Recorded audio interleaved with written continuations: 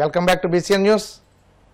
చంద్రబాబు 25 నెలల పాలనలో రాష్ట్ర ప్రజలకు ఏం చేశారో చెప్పుకోలేక ప్రభుత్వ వైఫల్యాలపై ప్రశ్నిస్తున్న జగన్పై వ్యక్తిగత కక్ష పెంచుకున్నారని, ఆ అక్కస్తోనే నోటుకొచ్చినట్లు తిడుతూ తన ఎమ్మెల్యేలతో తిట్టిస్తున్నారని వైసీపీ నెల్లూరు జిల్లా అధ్యక్షుడు మాజీ మంత్రి కాకాని గోవర్ధన్ రెడ్డి ఆగ్రహం వ్యక్తం చేశారు.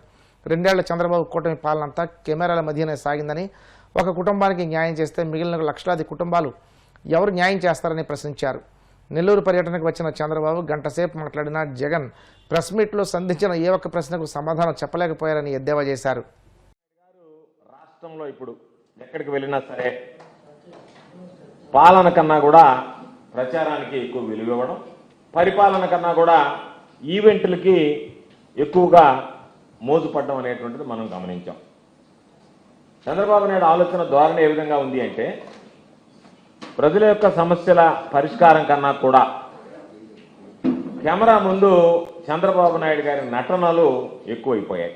ప్రతి నెల 1వ తేదీ రావడం, ఒక జిల్లాని ఎంపిక చేసుకోవడం, ఆ జిల్లాకు సంబంధించి ఒక గ్రామంలో ఒక కుటుంబాన్ని ఎంపిక చేయడం, ఆ కుటుంబం దగ్గరకు వచ్చేటప్పుడు ఒక 5-6 కెమెరాలు ఈవెంట్ లాగా ముందే సిద్ధం చేసినటువంటి స్క్రిప్ట్ని తీసుకురావడం, దాని ప్రకారం చంద్రబాబు నాయుడు ఆ కెమెరాల ముందు నటించడం, వెళ్ళిపోవడం జరుగుతుంది. చంద్రబాబు నాయుడు గత అనేక సందర్భాల్లో నెల్లూరు జిల్లాకు వస్తే అభివృద్ధి సంక్షేమ కార్యక్రమాల అమలుకు రావడం లేదు. ప్రతి నెల 1వ తేదీ పెన్షన్ ఇవ్వడానికి వస్తున్నాడు. ఆ పెన్షన్ ఇచ్చేటువంటి కార్యక్రమంలో భాగంగా ఒక కుటుంబాన్ని కలుస్తున్నాడు. ఆ కుటుంబం ముందు ఈవెంట్ లాగా తయారు చేసి ఆ కుటుంబానికి రావడం, ఆ కుటుంబంతో మాట్లాడడం మన ఈ మధ్య కూడా చూసాం. మంట లేకుండా వంట వండిపోయాడు కావలి నియోజకవర్గానికి వచ్చి. అదే భాగంగా నిన్న చిలకూరులో ఒక గ్రామానికి వచ్చి ఆయన రకరకాలైనటువంటి విన్యాసాలు చేశాడు. ఒక ముఖ్యమంత్రి స్థాయి వ్యక్తి తాను చేసినటువంటి అభివృద్ధి సంక్షేమ కార్యక్రమాలు శూన్యం కాబట్టి గతంలో జగన్మోహన్ రెడ్డి గారి హయాంలో ఇచ్చినటువంటి పెన్షన్లు కూడా ఇవ్వకుండా దాదాపుగా 6 లక్షల పెన్షన్లకు కోతబెట్టి ఈరోజు మొక్కుబడిగా గ్రామాల్లోకి వచ్చి తాను చెప్పుకునేది ఏమీ లేదు కాబట్టి పెన్షన్ల పంపిణీ పేరుతో ఈరోజు రకరకాలైనటువంటి ఈవెంట్లతో డ్రామాలు ఆడడం అనేటువంటిది మొదలుపెట్టాడు. సరే, వాటికి సంబంధించినటువంటి దాంట్లో ప్రజలందరూ మాట్లాడుతున్నారు, పెన్షన్లు ఇవ్వడానికి ఇంత డ్రామాలు అవసరమా? సూపర్ 6, సూపర్ 7 హామీలు ఏదైతే ఇచ్చాడో అది అమలు చేయాలని ఉండాలా లేదా? కాబట్టి ఒక కుటుంబానికి ఒక ఆటో ఇవ్వడం, వాళ్ళ దగ్గర కూర్చోవడం, అదైతే పెద్ద లబ్ధి చేకూర్చినట్టుగా దానికి పెద్ద బిల్డప్ ఇవ్వడం, దానికి సంబంధించినటువంటి దాంట్లో ఒక కుటుంబానికి ఒక ఆటో ఇస్తే లక్షలాది కుటుంబాలకు నువ్వు భరోసా కల్పించినటువంటి వ్యక్తిగా ముద్ర పడాలి అనేటువంటి, చిత్రీకరించుకోవాలనేటువంటి తపన తాపత్రయం పడుతున్నట్టుగా కనిపిస్తుంది. ఈరోజు జగన్మోహన్ రెడ్డి గారిని తిట్టేటువంటి రాజకీయాలు కావాలన్నా, ప్రజలు అడిగేది మా ప్రశ్నలకు సమాధానం చెప్పేటువంటి ముఖ్యమంత్రి కావాలన్నా అని చెప్పి ఈరోజు ప్రజలు అడుగుతున్నారు.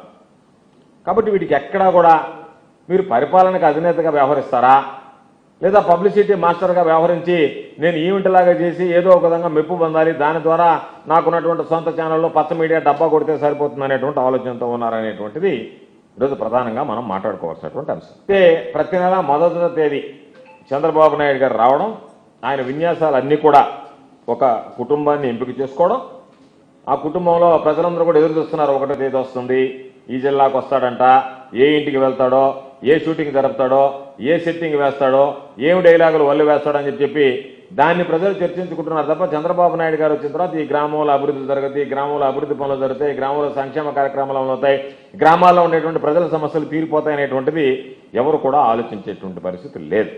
పెన్షన్ పంపిణీ అనేటువంటి ప్రభుత్వం యొక్క బాధ్యత. దాని ఏదో ఈవెంట్ గానో, తాను ఏదో పాపం ఎవరు ఏ ముఖ్యమంత్రి చేయనటువంటి విధంగా తానే అమలు చేస్తున్నట్టుగా అదేదో సరికొత్త కార్యక్రమం లాగానో ఆయన ఏదో చిత్రీకరించుకునేటువంటి ప్రయత్నం చేస్తున్నాడు. పెన్షన్ పంపిణీ పేరుతో విన్యాసాలు ప్రారంభిస్తున్నాడు.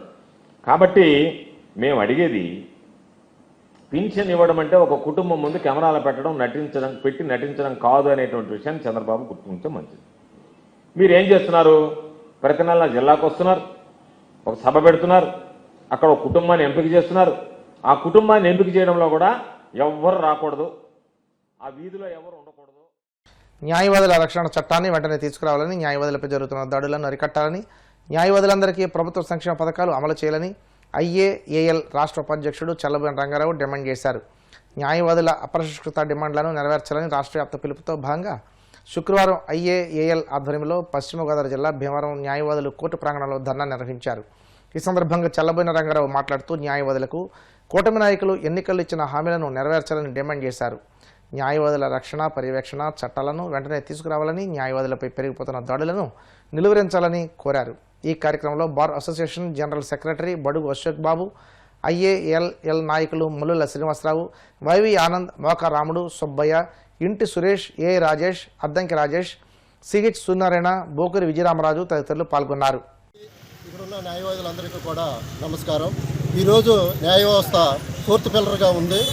మరి ఈరోజు న్యాయ వ్యవస్థ మీదే మరి దాడులు జరుగుతున్నాయి.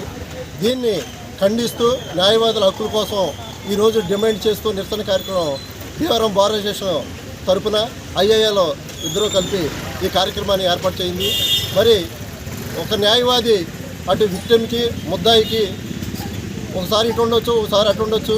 మరి న్యాయవాది ఎవరో కూడా వ్యక్తిగతంగా వెళ్ళరు, కేసుల్ని మరి న్యాయవాదులకు పడలేదు. కానీ కొంతమంది కక్షిదారులు మరి న్యాయవాదుల మీద కక్ష పెట్టుకుని ఈ మధ్యకాలంలో దాడులు చేయడం, మరి చంపేయడం ఇలాంటివన్నీ జరుగుతున్నాయి.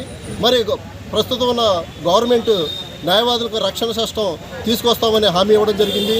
అలాగే జూనియర్ న్యాయవాదులకి 5,000 కాదు 10,000 ఇస్తామని చెప్పి ఆ రోజు హామీ ఇవ్వడం జరిగింది. మరి అర్హులైన న్యాయవాదులందరికీ కూడా ఇళ్ల స్థలాలు, ఇల్లు కేటాయిస్తానని హామీ కూడా ఇవ్వడం జరిగింది. మరి ఏదైతే న్యాయవాదులు ఉన్నారో ఈ న్యాయవాదులు ఎప్పుడూ సమాజ సేవలో ఉంటారు కాబట్టి న్యాయవాదులకి హెల్త్ కార్డులు ఇష్యూ చేస్తామని కూడా మరి ప్రభుత్వం హామీ ఇవ్వడం జరిగింది. మరి ఏ ఒక్కటి కూడా ఈ రోజు వరకే మరి ఇంప్లిమెంటేషన్ అవ్వలేదు. న్యాయవాదులు ఎన్నో సమస్యలతో, ఎన్నో ఇబ్బందులకు గురి అవుతున్నారు. మరి తక్షణం న్యాయవాదులకు రక్షణ కల్పించడం కోసం శాసనసభలో, పార్లమెంట్లో మరి కొన్ని రాష్ట్రాలు ఇంప్లిమెంటేషన్ చేసినాయి. మరి మన ఆంధ్రప్రదేశ్ కూడా న్యాయవాదుల రక్షణ చట్టాన్ని వెంటనే శాసనసభలో పెట్టి అమలుపరచాలని, న్యాయవాదులకు రావాల్సిన జూనియర్ న్యాయవాదులకి మరి వాళ్ళకి ఇచ్చే స్టైఫండ్తో వాళ్ళు బుక్స్ కొనుక్కోవడము, ఆఫీస్ ఎస్టాబ్లిష్ చేయడం జరుగుద్ది.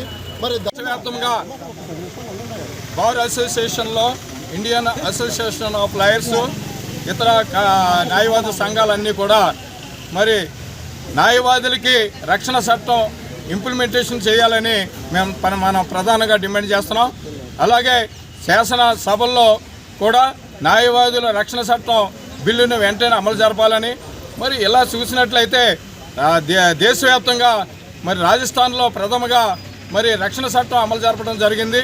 అలాగే తెలంగాణ రాష్ట్రం రక్షణ చట్టం అమలు జరపడం జరిగింది. సమాన మరి హక్కులు మరి న్యాయవాదులకి రాష్ట్ర, కేంద్ర ప్రభుత్వాలు వెంటనే ఇంప్లిమెంటేషన్ చేయాలని మనం ప్రధానంగా డిమాండ్ చేస్తున్నాం. న్యాయవాదులకు సమాన పరిరక్షణ చట్టం ఇంప్లిమెంటేషన్ చేయాలని డిమాండ్ చేస్తున్నాం. అలాగే న్యాయవాదుల మీద అనేక దాడులు జరుగుతున్నాయి. ఆ దాడులు అన్నీ కూడా మరి అరికట్టాలి.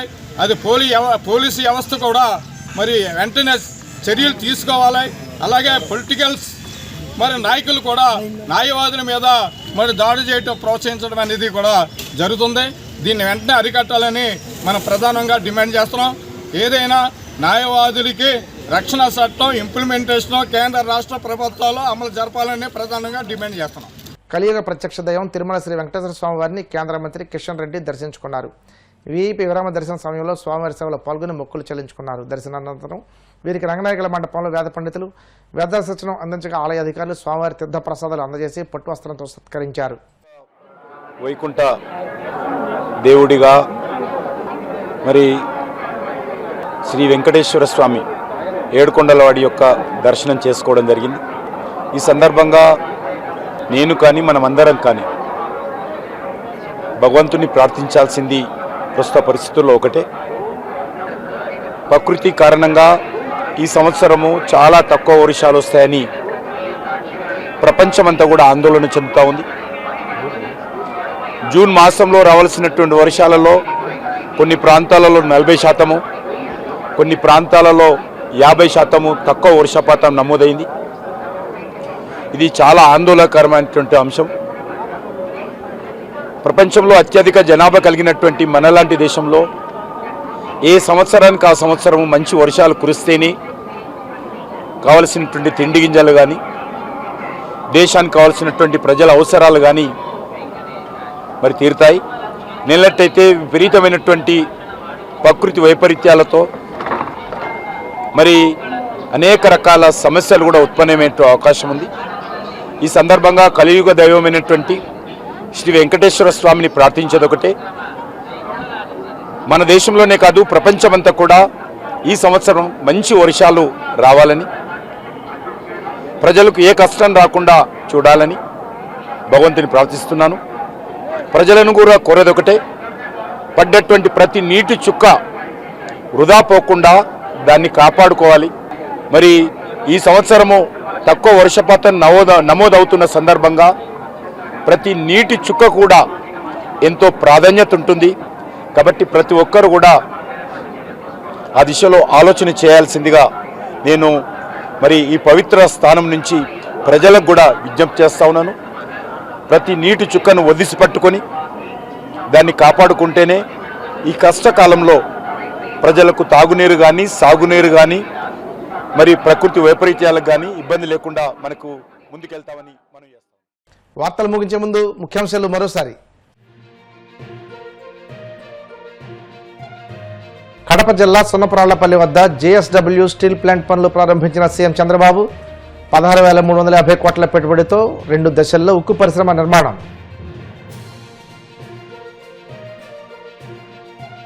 అమరావతిపై వైసీపీ అధినేత జగన్ వ్యాఖ్యలు గందరగోళంగా ఉన్నాయన్న సోమిరెడ్డి, రాజధానిపై కొత్త నినాదాలతో ప్రజలకు తప్పుదోవ పట్టిస్తున్నారని ఆరోపణ.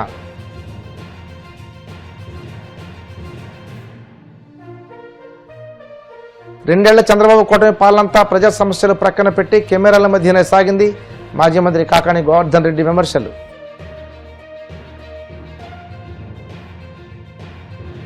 తిరుమల శ్రీవారిని దర్శించుకున్న కేంద్ర మంత్రి కిషన్ రెడ్డి, ఆలయ మర్యాదలతో స్వాగతం పలికిన అధికారులు. ఈ వార్తలంతటితో సమాప్తం. మరిన్ని వార్తల కోసం BCN digital YouTube channel, Facebook page follow అవ్వండి. అప్డేట్ వార్తల కోసం ప్లీజ్ సబ్స్క్రైబ్.